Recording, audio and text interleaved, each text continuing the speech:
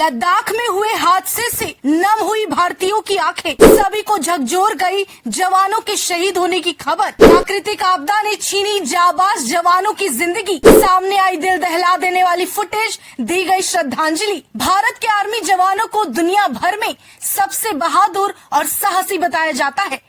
वहीं जब हम देश में चैन से रह पाते हैं, उस वक्त बाहरी दुश्मनों से यही देश के जवान हमें सुरक्षित रखने की जिम्मेदारी उठाए रखते हैं। लेकिन बेहद अफसोस की बात है कि दुश्मनों से लोहा लेने वाले हमारे सैनिक प्राकृतिक आपदा का शिकार हो गए।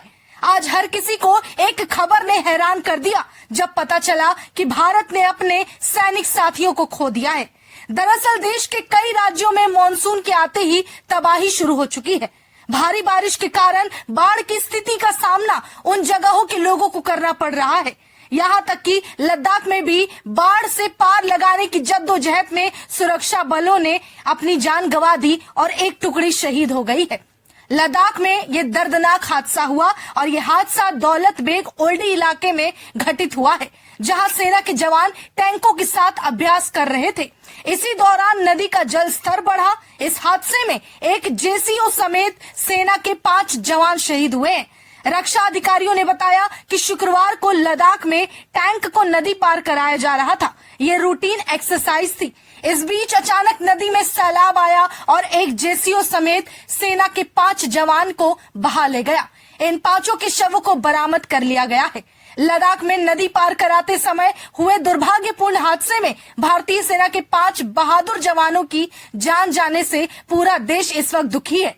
हम देश के लिए अपने वीर जवानों की अनुकरणीय सेना को कभी नहीं भूलेंगे। शोक संतप्त परिवारों के प्रति मेरी हार्दिक संवेदनाएं हैं और दुख की इस घड़ी में पूरा देश उनके साथ खड़ा है। ये श्रद्धांजलि देते हुए देश के रक्षा मंत्री राजनाथ सिंह ने ट्वीट किया है। दरअसल रात में दौलत बेग ओल्डी में टैंक अभ्यास चल रहा था और सेना के कई टैंकर यहां पे मौजूद थे। इस दौरान वास्तविक नियंत्रण रेखा यानी कि ALC के पास एक T-72 टैंक द्वारा रात में नदी कैसे पार की जाती है, इसका अभ्यास जारी था। और रक्षा अधिकारी के मुताबिक कल शाम दौलत बेग ओल्डी इलाके में नदी पार करने के अभ्यास के दौरान हुए हादसे में जेसीओ और 4 जवान सहित भारतीय सेना के 5वें जवान शहीद हुए हैं। सभी 5 शव बरामद कर लिए गए हैं और टैंक की बरामदगी की भी कोशिश चल रही है।